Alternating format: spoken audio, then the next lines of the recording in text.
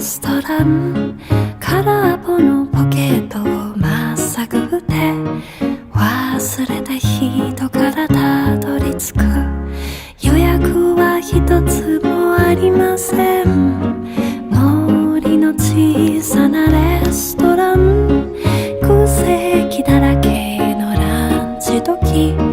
小鳥がパタパタ笑ってる。チュルチュンチュンチュンチュンチュンチュルチュンチュルチュンチュン